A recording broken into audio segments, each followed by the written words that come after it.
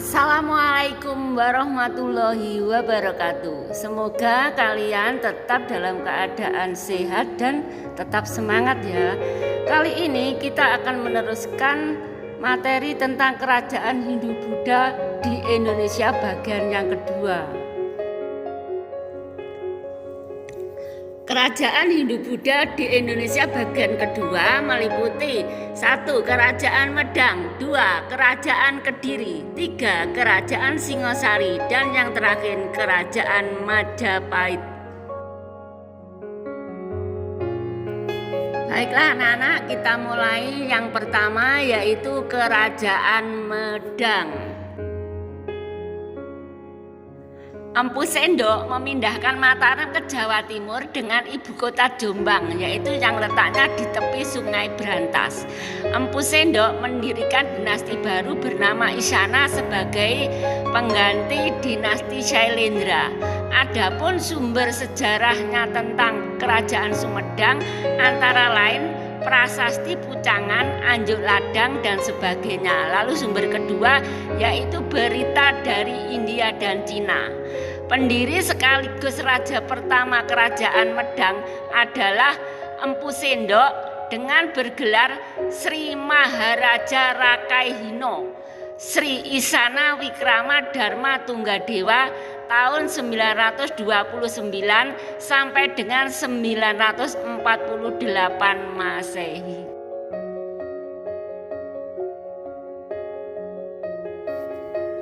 Dharmawangsa yaitu cucu Empu Sendok tahun 990 menyerang Sriwijaya namun gagal.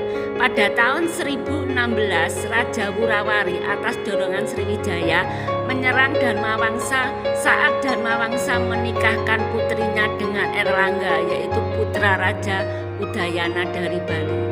Peristiwa ini menewaskan seluruh keluarga termasuk Dharmawangsa anak-anak. Hanya Erlangga dan pengikutnya Narutama yang selamat. Erlangga bersembunyi di hutan Wonogiri sebagai petapa. Tahun 1019 Erlangga dinobatkan menjadi raja oleh para pendeta Buddha. Erlangga memindahkan ibu kota Medang dari Daha ke Kahuripan. Selanjutnya Erlangga memerintahkan Barada untuk membagi dua kerajaan Medang yaitu Panjalu dengan ibu kota Daha dan Jenggala dengan ibu kota Kahuripan, bermaksud untuk mencegah perang saudara antara kedua putranya yang lahir dari selir.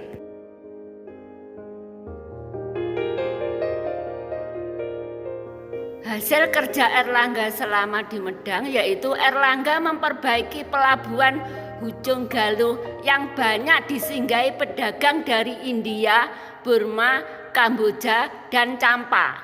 Lalu Erlangga membangun bendungan Waringin untuk mencegah banjir dan mengairi sawah. Lalu perkembangan di bidang kebudayaan, Mahabharata disadur dalam bahasa Jawa. Empu Kanwa mengubah kitab Arjuna Wiwaha. Lalu urutan selanjutnya adalah Kerajaan Kediri. Kerajaan Kediri muncul berawal dari Erlangga membagi dua kerajaan Jenggala dan Panjalu yang keduanya dibatasi oleh Kali Brantas. Setelah Erlangga wafat tahun 1049 Masehi, terjadi perang antara Jenggala dan Panjalu.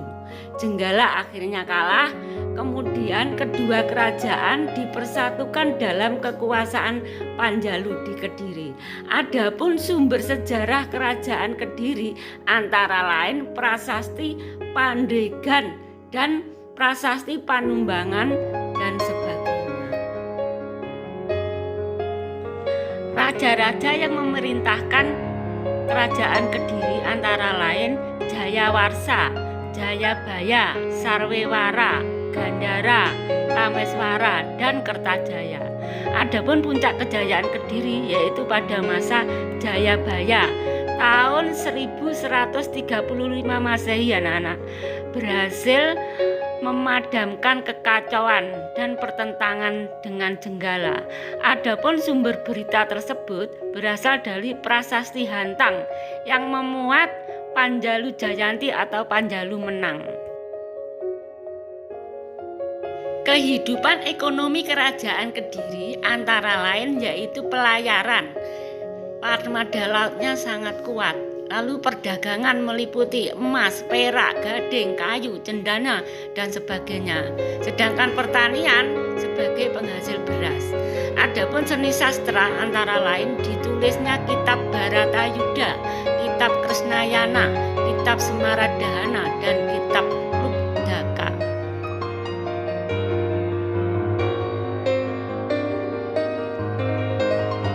Kediri berakhir pada masa kekuasaan Kertajaya. Antara lain terjadi pertentangan antara raja dan kaum Brahmana. Lalu Kertajaya bersikap sombong, berani melanggar adat.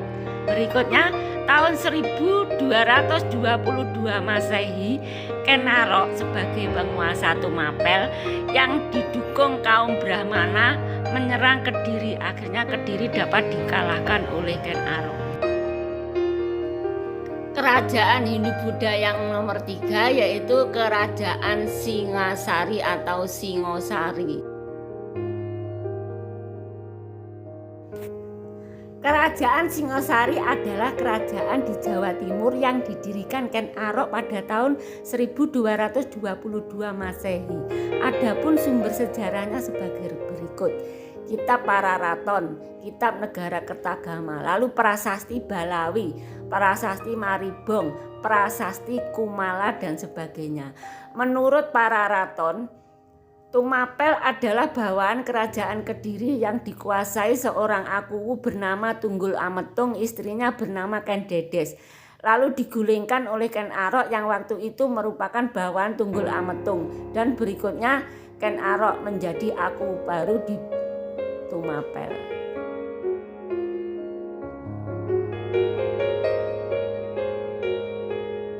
Atas dukungan Brahmana, Ken Arok perang melawan Kediri di desa Ganter. Kediri berhasil dikalahkan, lalu Ken Arok mendirikan kerajaan Singasari bergelar Sri Ranggah Rajasa Sang Amurwabhumi.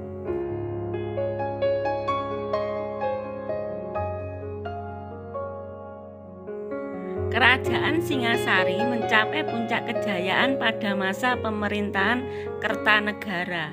Kertanegara berhasil memperluas kekuasaan meliputi Bali, Kalimantan Barat Daya, Maluku, Sunda, dan Pahang. Tahun 1275 Masehi, Raja Kertanegara mengirimkan tentaranya ke Melayu atau istilahnya ekspedisi Pamalayu.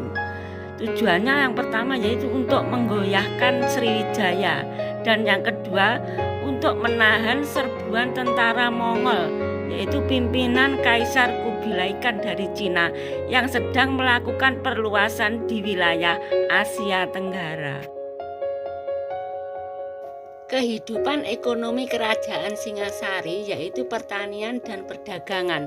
Wilayahnya di daerah pedalaman yang dialiri sungai besar yaitu Bengawan Solo dan Kali Brantas, yang dimanfaatkan sarana lalu lintas, pelayaran, dan perdagangan.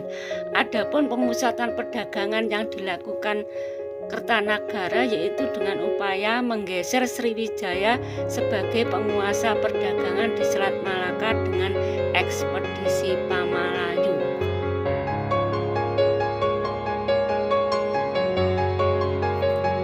Berakhirnya Kerajaan Singasari. Beberapa kali utusan Kaisar Kubilai Khan datang ke Singasari agar Kertanegara mengakui kedaulatan Kubilai Khan di Cina, namun ditolak tegas oleh Kertanegara. Lalu Kubilai Khan mengirim armada Mongol ke Jawa. Sebagai persiapan, Kertanegara mengirim pasukan keluar Jawa. Perang ini tidak jadi karena Kertanegara meninggal tahun 1292 akibat serangan Jayakatwang keturunan Raja Kediri. Lalu urutan yang terakhir yaitu Kerajaan Majapahit. Kerajaan Majapahit berdiri tahun 1293 Masehi, anak-anak. Kerajaan Hindu-Buddha yang terbesar. Sumber sejarahnya antara lain Kitab Pararaton, Kitab Sutasoma, Kitab Negara Kertagama, lalu Prasasti Gunung Buta, Prasasti Kudadu, Prasasti Blambangan, dan Prasasti Langgaran. Ketika Singasari diserang Jayakatwang, Raden Wijaya yaitu menantu Kertanegara meloloskan diri dan mendapatkan pertolongan Arya Wiraraja yaitu Bupati Sumenep.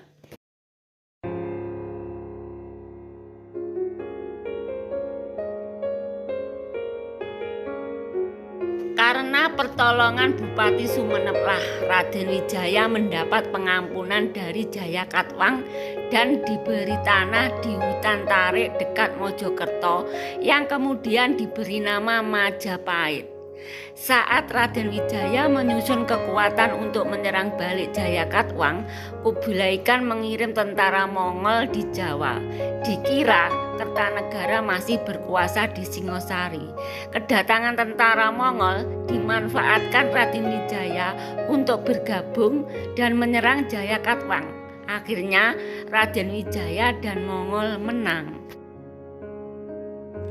Setelah berhasil menang melawan Jayakatwang, tentara Mongol berpesta. Ketika tentara Mongol lengah, Raden Wijaya berbalik menyerang Mongol. Pasukan Mongol pun hancur dan sisanya pulang ke negerinya. Kalahnya Jayakatwang dan hancurnya Mongol menghantar Raden Wijaya menjadi penguasa Jawa Timur dan bergelar Kertarajasa Jayawardhana.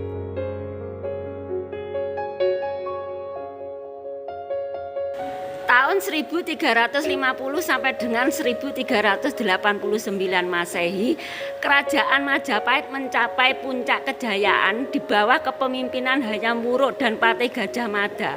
Menurut Kitab Negara Kertagama, kekuasaan Majapahit meliputi Sumatera, Semenanjung Malaya, Kalimantan, Sulawesi, Nusa Tenggara, Maluku, Tumasi atau Singapura. Sebagian kepulauan Filipina juga mempunyai hubungan dengan Champa, Kamboja, Siam, Burma, bagian selatan, Vietnam, dan Tiongkok. Majapahit berkembang menjadi negara agraris karena terletak di pedalaman dekat aliran sungai, hasil utamanya beras. Lalu menjadi negara maritim karena memiliki armada laut yang kuat, mampu mengawasi perairan Nusantara. Juga menjadi negara perdagangan karena tempat yang strategis menuju Maluku sebagai penghasil rempah-rempah. Selain itu juga Majapahit sebagai kota pelabuhan yang penting pada zamannya, antara lain Canggu, Surabaya, Gresik, Sedayu, dan Tuban. Lalu pedagang dari Cina dan India dan juga Siam juga banyak yang berlabuh di pelabuhan Majapahit.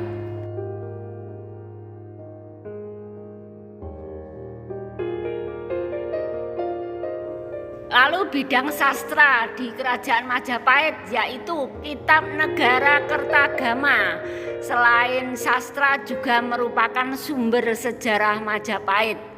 Berikutnya Kitab Sutasoma, yaitu kitab yang memuat kata semboyan bangsa Indonesia, Bhinneka Tunggal Ika. Lalu bidang seni bangunan, dibangun Candi Prambanan dan Cawentar di Blitar, lalu Candi Tigawangi dan Surawana di Pare, Kediri, dan berikutnya Candi Tikus di Trowulan.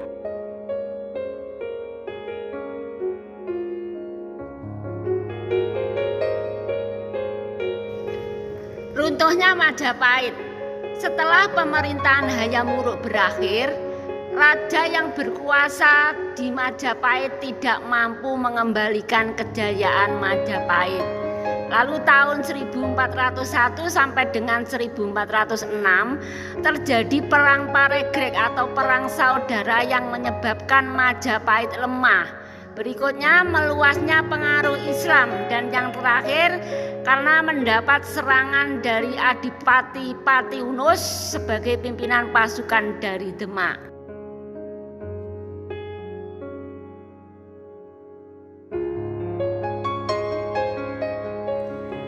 Saya kira sekian pembelajaran kita kali ini. Saya ucapkan terima kasih. Selamat belajar. Wassalamualaikum warahmatullahi wabarakatuh.